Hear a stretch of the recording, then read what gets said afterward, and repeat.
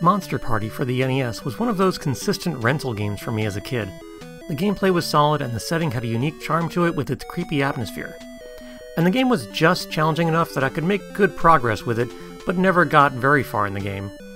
I decided to go back and put in a solid effort to fully finish the game this time, and knock it off of my ever-growing backlog. What better time to talk about this weird game full of weird half-fish monsters and surprising, considering Nintendo's censorship policies, blood, than the Halloween season.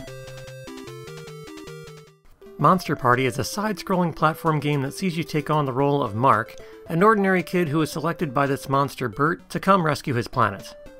Bert sees the kid's bat and just assumes he must be a great warrior.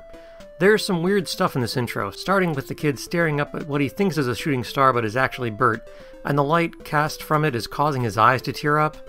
Like, what a strange detail to put in this very, very brief and bizarre intro.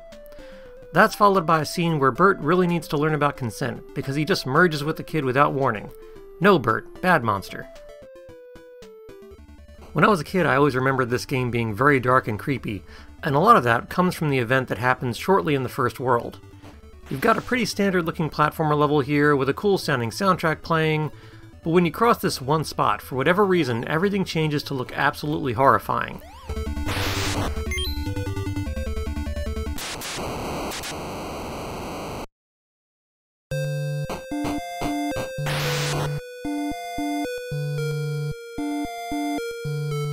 This is the only time something like this happens in the game, and there doesn't appear to be any real reason for it to happen.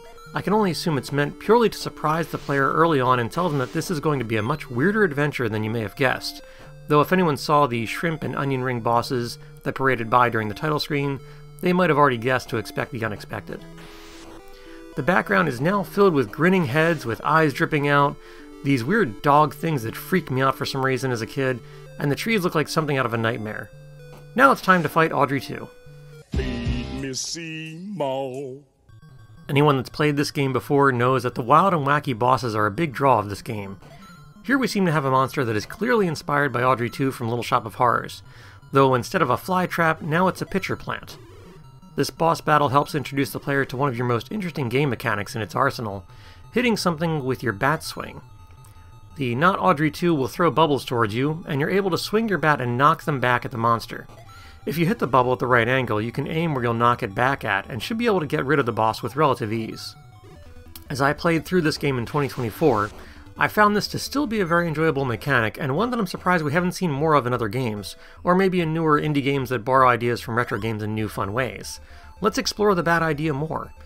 It has a nice risk-reward going for it, because if you miss, you'll get hit by a projectile, but if you connect with it and send it back, it usually does much more damage than just hitting an enemy with your bat does. It felt really good, and I'd love to see a new game explore this more. After defeating a boss, you'll usually get a key that you'll need at the end of the stage. It's possible to pass the plant boss and get to the end of the stage, but unless you get this key, the stage won't end. This is pretty much the formula for the rest of the game. The levels get a bit more mazy at times, but you'll be looking for a boss room, then looking for the exit. With some careful planning, the platform stages aren't bad at all. It's the bosses that can make this game pretty brutal in my opinion. A lot of the bosses seem to have a lot of randomness involved in their movements, and I found it incredibly hard not to take a ton of hits during any of the battles. Looking back, this is definitely what prevented me from getting too far as a kid. Being able to throw a save state down before entering a boss door made a world of difference in this playthrough. Thank you, emulators. Like I said, the wacky bosses are a definite draw to this game, and special shoutout goes to the spider dead in a heap that just says, "Sorry I'm dead," when you walk in. That kind of weirdness really stood out. You just didn't see something so bizarre. Then, like I mentioned earlier, there's the boss fight of fried foods, like onion rings and fried shrimp that hop around on the screen, and the pair of zombies who tell you to watch them dance, and if you do, when they're done dancing, they just go away and you win the battle. The tone in this game was super weird, from the wacky and zany bosses to the super creepy moment in the first level that I mentioned earlier. I haven't mentioned it till now, but there's one other special move you have in the game, where if you get a pill item, you can transform into the monster Bert for a very brief period of time. He can fly freely by tapping the A button, and he can shoot projectiles, but they don't travel very far. He's sometimes very useful for a boss battle, but since the transformation lasts for such a brief amount of time, it's hard to use it to your advantage too often. Overall, I felt this game held up really well.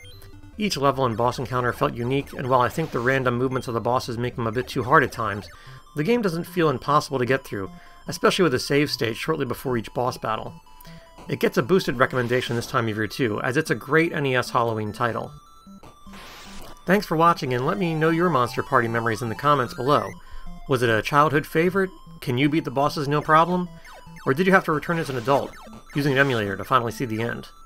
What are your go-to retro games for Halloween season? Let me know, and as always, happy gaming. Why couldn't she be the other kind of mermaid, with the fish part on top and the lady part on the bottom?